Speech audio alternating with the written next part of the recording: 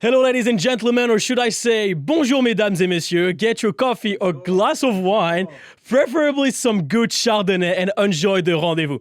On today's episode, we have the pleasure to host someone who travels the world and eats food for a living. What a life, right? He's accumulated over 10 million followers on his social in only 2 years after sharing his What I Eat in a Day videos, and he's here today to compare his culinary experiences visiting Europe and America, as well as teaching you how to order food at a French restaurant. So please, everyone, welcome to me, Winkler. Wow. You hyped me up. I know, you I had to. Me up. I had to. So to give a little background about you, Tommy, you are 20 years old. Mm-hmm. You're a Gemini. 20 Gemini. Wow, I'm a Leo. The Gemini. We're not too far. No, not too far at all. June 10. 10. There we go. Wow. I did my research. I don't know. Yeah, I was going to say, I'm terrible at birthdays.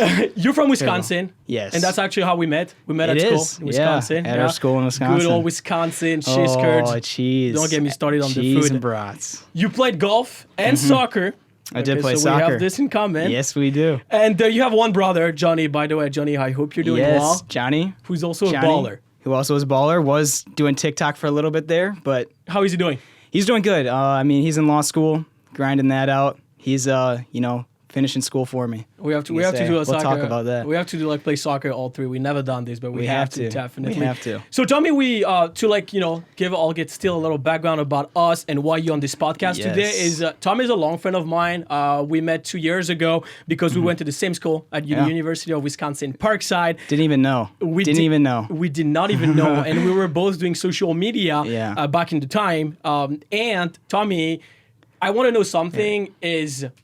Why did you start social media? Why did I start?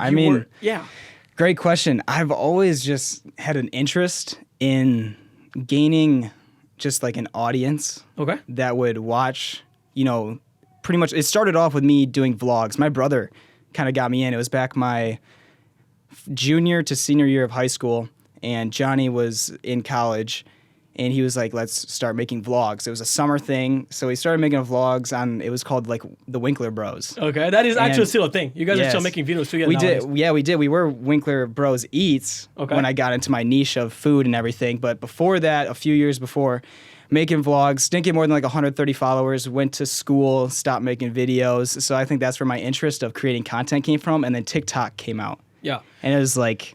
huge opportunity with TikTok and the algorithm. You could have 0 followers, get 1 million views. TikTok and the pandemic really changed life. And did. That's the thing is like, I went to college in 2018. If I make the math, you went in college around 2019, 2020. Yes. And we all go to college because we want a backup plan. We want to make sure that we graduate and then we actually hopefully have a job at the end and we don't expect blowing up on social media. It's just kind of how like... we grow up, you go to school and you finish school out and like that's college too. You finish college out, you get your degree, get your job. Exactly. It's like, it's like a routine that everybody do like nowadays. What did you study in college? I did just marketing. Okay. Marketing was my major. Why marketing? I honestly didn't even know what I was going to do. I was going through college. I didn't even pick my major till second semester of my second year in college. So I was almost halfway through college. Hadn't even picked my major yet. I knew I was going to do business, so I was doing all the, gen eds and everything that was for business, getting my credits, and I just didn't know what I was going to do. And I was like, marketing, I want to be an entrepreneur. I want to do my own thing, want to be my own boss. See, it's literally like how every business student will tell you. I'm just studying business administration and like marketing, eventually finance if you're good in math. You wait for something to find you and you wait for opportunities. Exactly. But you didn't just study in college. You also played a sport. You were a student athlete. Can you tell us a little bit more about this lifestyle of like playing sport and going to classes? Yeah, it's a grind. I mean, too. I know. It's sports. You're traveling like every weekend, and you got to get in that schoolwork. On top of that, being and doing social media, you got to keep up with that because the only way you're going to make it is by always posting and creating new content. Do you think you went to college more for enjoying the fact that you play sports? Yeah. Or yeah.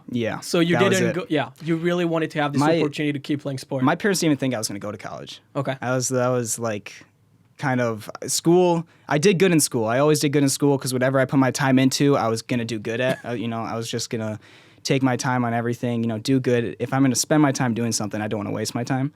So I did good in school, but school just really wasn't for me. Obviously, you played sports and then went to college, but you decided to drop out of college after 2 years because of the social media career you wanted to pursue. So how was that? Do you have any regrets dropping out of college? Do you feel not at all? Not at all. Not at all. But it is a very, very scary decision. I mean, you're going into something that you want to do for the rest of your life, and especially when you're dropping out, it's kind of like it's all or nothing. It's your plan A and it's your plan B, and that's kind of what I was committing to. I was like, if I want this to be like my job, and because once you drop out, you have to maintain financially. Yeah, that's the hardest part in social media. I feel like a lot of people that I've talked to, and you will tell me if I'm wrong, a lot of people think like, oh, these guys make millions of views. They have like thousands, millions of followers. They're probably making like 200K a month, but it's absolutely not true. It's not always true at all. Social media, of course, like creators make money, but you have to understand that on the side, we don't always make this amount of money because our life is based on numbers, views. So if our views are not doing as well, company won't work for us, with us.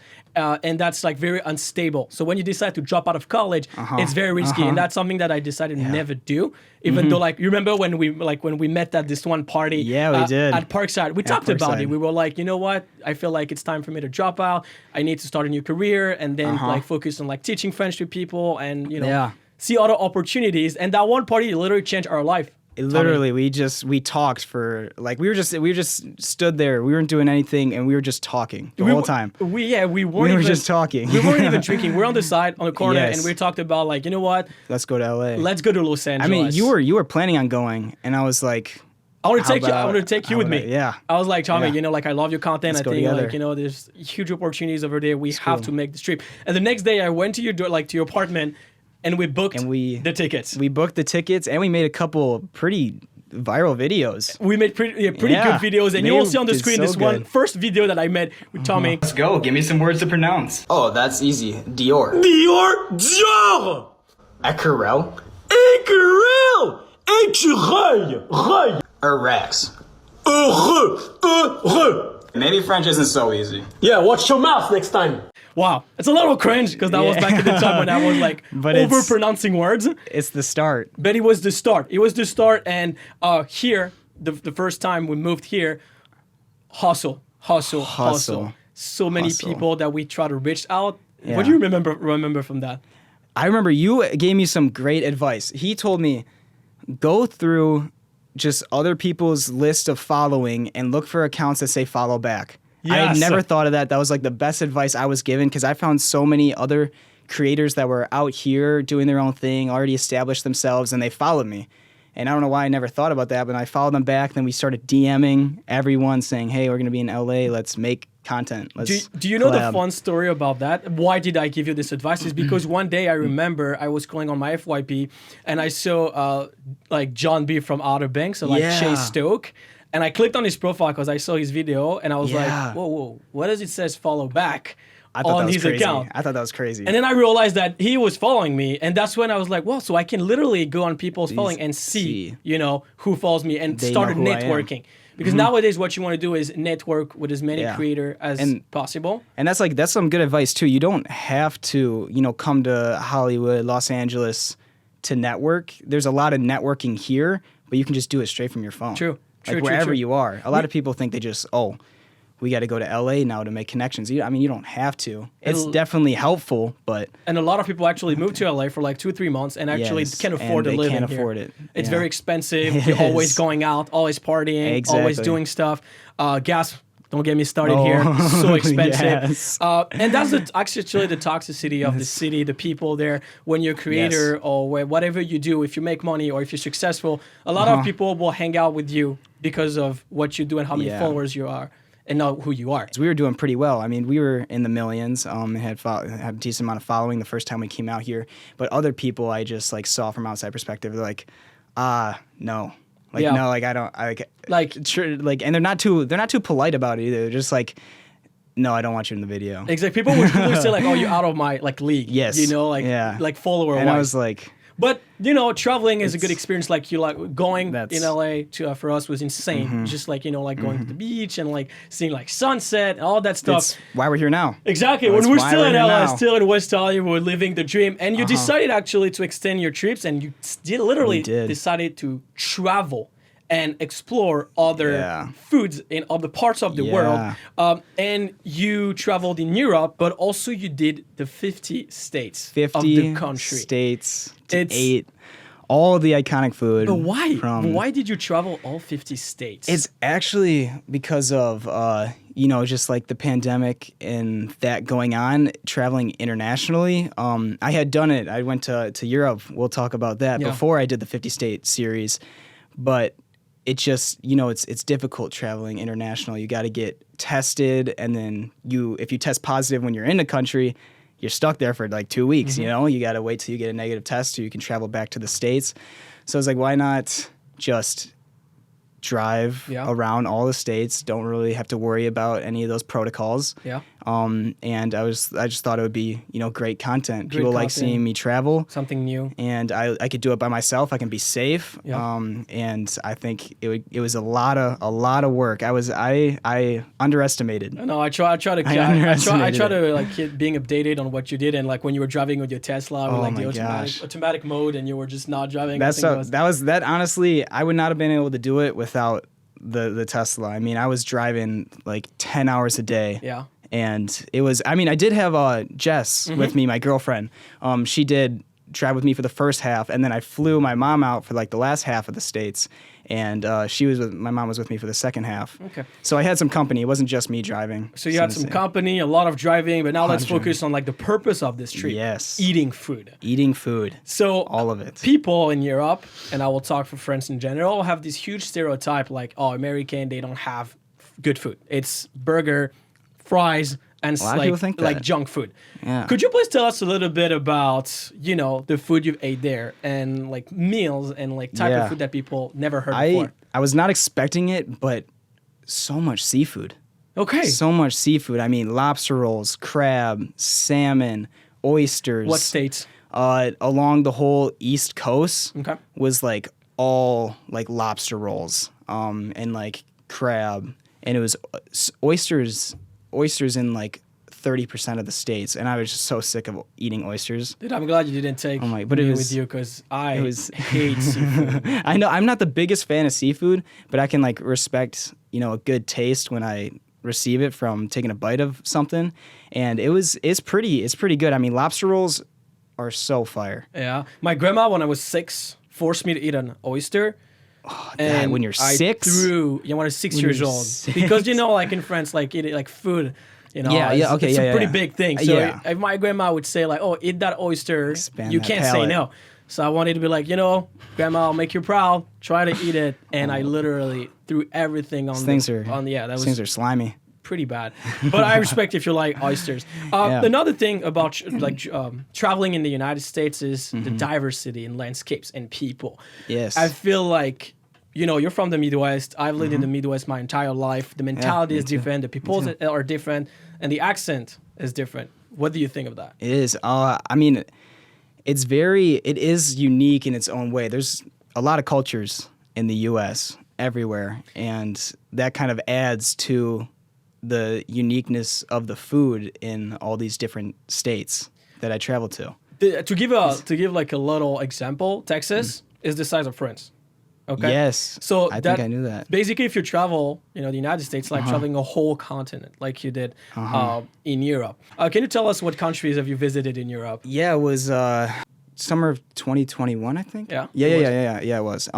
Went to Portugal, then Paris, France, and Greece. Okay. Went to Mykonos and Santorini. I'm surprised you haven't been to Italy. Usually people, especially when they're going for food. No, you went? We're going, me and Jess are going to London and Italy in like 2 weeks. London and Italy, so where's my invite? Yes, waiting for it. Invite. But no, we'll talk about Italian food before I want to ask you, what do you think, because you said you went to France, what do you think is the main difference between the United States and France?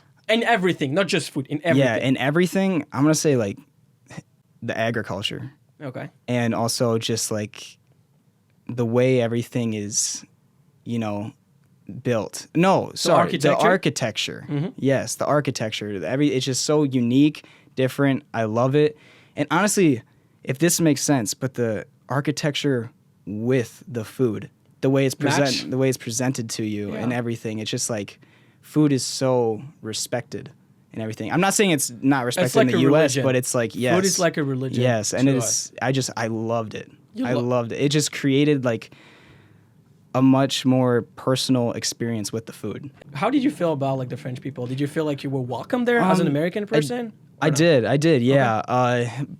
I would say sometimes you may get a couple of like dirty looks, but nothing that you should be scared of. We didn't meet any rude people or anyone that was just like rude to you for no reason. Everyone was very polite. Parisian and French people give dirty looks to like everyone. It's not because you're from another country or because you're American. Yeah. They just do this. We really we are judgy. We look at people in the eyes, and sometimes it can be interpreted like not as a good thing, but it's just it's just the people there. Yeah. Now, it wasn't horrible. It's not too bad. So the French food, it's we have our delicious croissant. Your guys' pastries are unreal. Every single morning, I think that was like my breakfast every morning in Paris. Just go down. There's so many bakeries too. So just go down, get a fresh croissant. A fresh what? Croissant. A fresh croissant. A fresh croissant. Croissant. Yeah. Yes. I thought I taught you how to do it. You did. It's been a while. It's been a while. I'll give you that. So French pastries, so many actually French pastries, and I'm addicted to them. Do you have any other ones that you like? That you think of? I'm trying to think of. It's like macaron. Yes. Oh, macarons. Yes. Macaron. Macarons are good.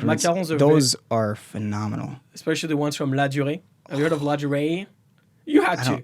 I bet I have. La Durée is like the main place, like the main shop you want to buy macaron when you go to France. Okay. So if you ever go to Paris, go to the Champs-Élysées and go try the La Durée. And it's just fire. But we have so many others. So many other pastries. The pain au chocolat. So many. The pain au chocolat. Yes. And there we go. The millefeuille. All these. All of these are just exceptional. And still, after all the good pastries we have back in France, some people almost say that Italy have the best food. What do you think of that? Interesting. What would you choose between French and Italian food?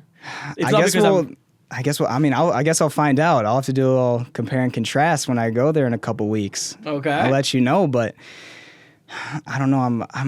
I have to say I'm with France right now. France right now? Yes. Because you don't want to lose a friend. You don't want to lose me. I don't want to lose you. I don't. Well, in 2 weeks, if you still prefer Italian food, please, don't tell me. Okay. I won't. The fun fact about French food, and I'm gonna tell you something that you probably didn't know. Yeah. Did you know? Do you think these are French? I did. Yes. They're not. Croissant, I would think would be French. They're not. They're not. actually originally from Austria. They're really? Actually not French. Yeah. Austria. A lot of food, and a lot of people think that French food is from France. Yeah. But for example, French fries. Where do you think French fries is from? I know from Belgium. Exactly. Yes. Exactly. Okay. And I was like, why would you call it French fries? Obviously, because people from Belgium speak French. Yeah. But call them Belgian fries then. I know. I don't understand that either. It's confusing. I'll take the pride. It's it's like a butterfly. What does butter have to do with a butterfly? I never thought of that. I know. I never it's confusing. And same in French, there's another word. A fun word is raton laveur. It's a washing rat. Raton laveur. So we're gonna close the traveling part by asking you, how has traveling changed your life? How did that change your life? It's been, just the experiences with all the different cultures and uniqueness. It really just opens up my perspective and also makes me realize just how small we are as humans. There's so much out there to explore, and we get so used to where we live and what it's like around us. But then once you get out of that, you're like, holy crap, you're literally on a different planet. I fully agree with you. I think it's amazing. Just getting out of your comfortable zone and being able to travel and meet other people and discovering culture helps you learn more about yourself. I know myself just traveling is just helped me, like you said, open up more about who I really am. Yeah. And it just really made me feel like, wow, I'm nobody. I mean, when you're in a country and nobody speaks your language and you don't speak their language, that's a big eye opener. That's a big eye opener, and you have to figure out. And that's when like you literally, it's like learning the language, learning how to learning the what people do there. You know, like for example, in France, we eat dinner around like 8:30 p.m. and like here some people eat at like 5:30. Yeah, and I was gonna talk to you about that. Like when we were in Portugal, dinners, you know, it's not like you just sit down, eat, and you're done. Like a half an hour dinner. Dinners are like 3 hours. At least. And long. You gotta be ready to debate because people probably in Europe we talk more than we actually eat. Yes. That's why our plates are so small. I think it's just because we spend the whole time talking. And I thought that was I thought that was very cool. Yes, I would get very, very hungry waiting for the food. I mean that's gotta happen. I mean that's what I'm used to. See, that's what I'm used to. Well, you know, you don't sit down pretty much until the dinner is like 5 minutes to being ready. Don't worry. Next time you go to France, I'll take you to my family's dinner, okay? Yes. And you'll have a bunch of French people just talking French for the whole time, and we'll be debating. Anywho, so Tommy, now it's time for, you know, a little game time and kind of test you on your French and see where you're at since last time we saw each other. So since you're known to eat food and review food, I'm going to name 4 foods in French, okay? And you have to guess the English translation. Gotcha. How about that? Okay? So the first one is first. How would you pronounce that? Grenouille.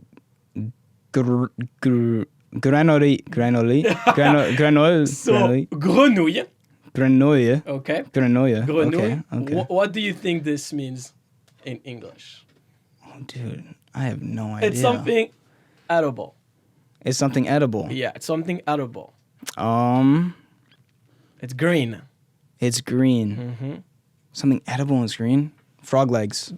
Close. Take off the leg. Wait, really? Frog? Frogs. Wait, are you serious? Yeah, I'm serious. No way. Yeah. That was a shot in the dark. I didn't even look at like the outline for this at all. You didn't know that French people love eating frogs? I didn't. Come on, man. I didn't know that, but I knew it was a thing. But I didn't know that I didn't know they were like known for loving to eat them. Oh, we love them. Really? We love them. I personally don't. I'm not gonna lie to you. So, how do you say that word? Fromage. Fromage. What do you think that means? See, I would think that would be like frog or something. That's actually closer. Okay. Fromage. It's edible still. Okay. Still edible. It's very popular in Wisconsin as well as France. Oh gosh. Now I should know. What is it, like some type of cheese? There you go. Are you cheese. serious? Good job, cheese. I'm impressing myself right now. 2 out of 2. You know, I knew you were fluent in French. Word number 3. This one. Koch. Say the word. Don't worry. Don't be shy. Cock. Cock. Is that it? Yeah. What do you think it is? Cock. Please don't give me the English translation for that. I mean, the English word for that. Is it? You can still consume it. You can consume it. You can eat it. Obviously. Oh, I don't even know. What is it like?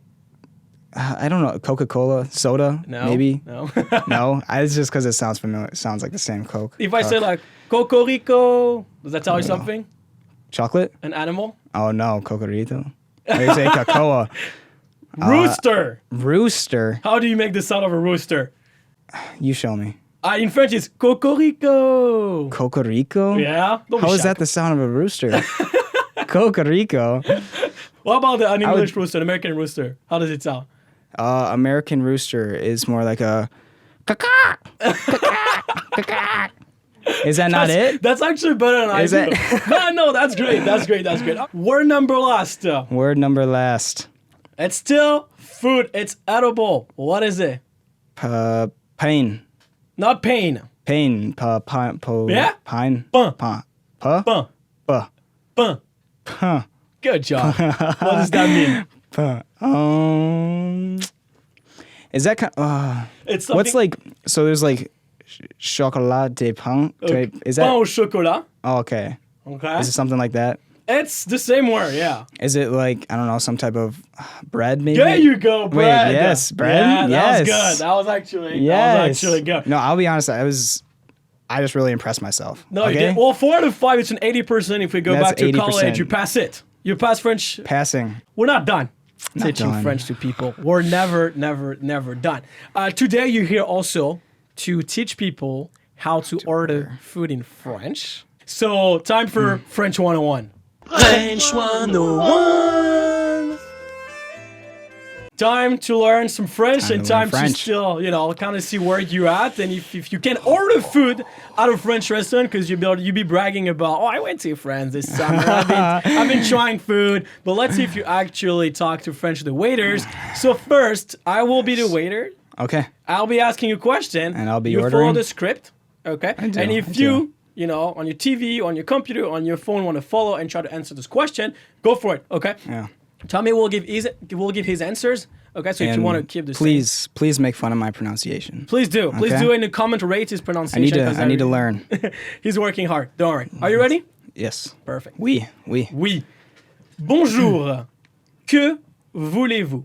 Hi. What would you like? Un moment, s'il vous plaît. Okay, so one moment, please. That was good. Moment, please. That good? That was actually good. So, un moment. Un moment. S'il vous plaît. S'il vous plaît. Okay. Perfect. So the hard part is... moment, s'il vous plaît. Perfect. The hard part is just not saying un moment. It's saying un moment. Un moment. Un moment, s'il vous plaît. Perfect. And then you don't pronounce the T at play. Okay? So I will get back to you and I would say, pas de problème. Monsieur, madame, Jésus prêt, he voudra une soupe. Okay, that's I can see like you're coming back with your Spanish. So here, yes. The monsieur, madame was good. Okay, monsieur, madame. And then it's je suis prêt. Je suis prêt. Good. Je suis prêt. The R is kind of hard to do. Okay. The r. Je suis prêt. Good. Prêt. The French R is a little different because it's not like r. It's not like a roll. It's like r. It's like it comes from the back of the throat. Yes. And then the last part is je voudrais une soupe. Je voudrais une soupe. Perfect. A soup, same word in English. Okay, soup. Perfect. So it's, sir or ma'am, I'm ready. I would like a soup. Like some soup. Okay, there you go. Then like you eat your food. All right, so let's say like you eat your food. All right, there we go. And then the waiter would come back to you and say, avez-vous terminé? So are you done? Oui. C'était délicieux, merci. That wasn't bad. Bien joué. Wait, really? Très bien. Yeah, that was c'était pas mal.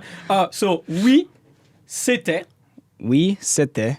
Délicieux. Délicieux. Merci. Merci. So yes, it was delicious. Yes, thank you. Delicious. Thanks. Okay. Merci. And now let's say you want the bill because you're done eating, you're full. It's time for you to go home. What would you say? Addition, s'il vous plaît. Okay. So this one is so similar to English, so that's why you would say l'addition. Oh, l'addition. Try to say l'addition. L'addition. Good. L'addition. L'addition. And then the last part. S'il vous plaît. S'il vous plaît. So please. S'il vous plaît is always please. Okay. So l'addition, s'il vous plaît, the bill, please. How would you say goodbye? You remember? Goodbye. Oh. Goodbye. Oh. Adios. Adios, amigos. No. You would say au revoir. No, I know Spanish. Au revoir. Au revoir. Au revoir. Au revoir. Au revoir. Good. Okay.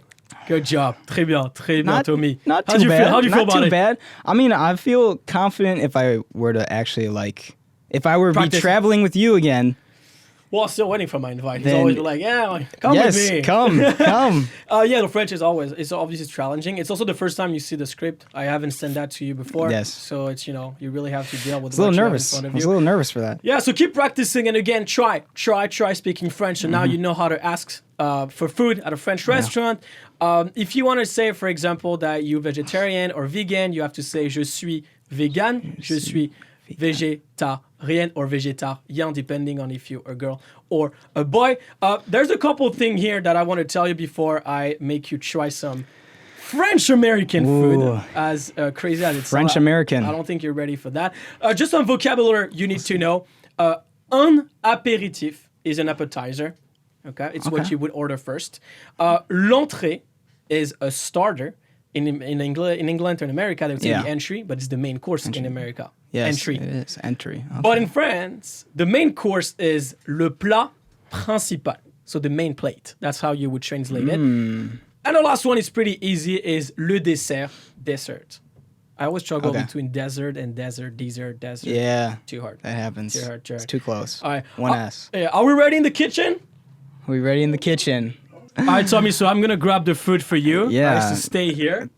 Whoa. I'll give mine. Okay. It looks good. It looks good. What do you think's in there? What do you think is in there? Can I take off the bun? You can take off the bun. What do you think's in there? So it looks like, a burger. Looks like a burger with. I don't really know what that is. Where's the burger from? Wait, that kind of looks like oysters. So you said oysters, right? Yes. All right, so give it a try, okay, and let me know what it tastes. A little ASMR. You can do some ASMR, okay? It's about plan of attack.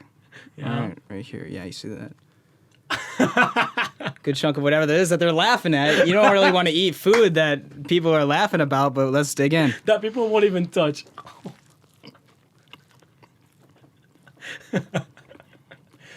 Definitely tastes like something in the sea. Okay. And some. Does it taste good first? It's not bad. Well, you can't eat the mouth open. Or let's say we're in France. So it's not bad. You're just trying to be nice to me right now. Is it bad? No. No? No. What do you think's in there? Come on. See, this is reminding me of, I can't remember what state it was, but I had a snail salad. And this is kind of tasting like that. Yes. I'm getting some bites because it's not an oyster. It's not an oyster, and Marcello decided to make you this burger because we thought of, you traveling around the country in the U.S. and then you traveling in Europe. So we're like, let's make a little mix of French and American food, so we'll make him a snail burger. Oh. It is snail. It's amazing, right? It's good. I would love to try, but I think it's 11:30 in the morning, and in France we don't eat after 12. So, you know what? It's pretty good. Is the other one has like snails in it? Yeah. You know what? I've never tried it. I'm probably not gonna like it, but I'm gonna try. Yes. Yes. That's gonna be a tough one, man. Right, maybe don't take a second bite. The second bite was a little more rough. It doesn't really match. Oh, Jesus. Yes. Just like when you were 6. Oh. It's not that bad. Okay, it's not like good. But it's not. It's amazing. It's amazing. Okay, I'm gonna give it a rate of like. See, because I could. I just feel like it would make my stomach upset. But I would give that honestly that's like a solid 5.5 out of 10. That's disrespectful. Come on, disrespectful. Snails and burger. 5.5 isn't a horrible rating. Even I had a word face, I'll give it a 10. Wow, definitely 5.5. Never mind. That's the aftertaste. The aftertaste. That's what's getting me right now. I made this one thinking that you would be the only one trying, but I tried and yes, wow. Thank you. Amazing. All right, so we're not done with food. Well, we're done trying. But what I want to do is we're here to help people discovering more French food and all that stuff. So today they had a snail's burger. They heard of your experience eating food, but we also have Marcello, one of our hosts, who will be giving you some more French food to try and to help you discover French pastry. Okay, so please everyone welcome Marcello. Hello everyone, I'm Marcello and welcome back to Minute Culture. Today's Minute Culture is going to be a little different because I'm not going to talk about entertainment and media, but I'm going to introduce you to my favorite dessert, la tarte tropézienne. But what is la tarte tropézienne? It is a dessert that combines a round brioche sprinkled with sugar. In between, it's filled with orange-scented diplomat cream. It's kind of similar to pastry cream, but even softer and lighter. And you know what? It's so good. It's so tasty. And when you eat it, you literally feel like you're on a cloud. It tastes like vacation. And me coming from the south of France, and this dessert was literally created in Saint-Tropez. La tarte tropézienne was actually created in 1952 by Polish baker chef Alexandre Mika. The dessert was a huge success among the locals in Saint-Tropez. However, it became well known around France when Brigitte Bardot, an icon of the French cinema, tried one of these when she was shooting a movie in Saint-Tropez in 1955. And now we're, I don't know, like 60 years later, people still love this dessert. And it's honestly like so fun to make. So I really recommend that you guys go to the closest store, gather all the ingredients, and try to bake one at home. And if you do, please let us know in the comments, like, how was your experience baking one and what you would rate it, because it's my favorite dessert, so I hope you're going to enjoy it. Okay, merci beaucoup, Marcello. Thank you so much. Have you ever heard of la tarte tropézienne? No. Never? Never. Well, I wish we had some. Well, come on, Marcello. Next time when you present something, bring it to us so we can try, especially when we have someone like Tommy. We will get it. We'll do it again. Any last word for today? Just thank you. It's sick, awesome, growing up with you since the start, and to see, you doing your own podcast, doing your own thing. We've come a long way. We've come a long way together. I love to be a part of it. I'm really happy that you came today. Really proud to have you as a friend, because, always been here for me. Tommy is an amazing person, also an amazing creator. So feel free to follow him on his socials. Can you share your social with everyone? Yes, just TikTok, YouTube, and Instagram. It's all at Tommy Winkler. All right. Mr. Crunch, thank you so much for coming. Thank you so much. All love, and à bientôt. See you soon for the next episode of The Rendez-Vous. Yes, au revoir. Au revoir. Ciao, ciao.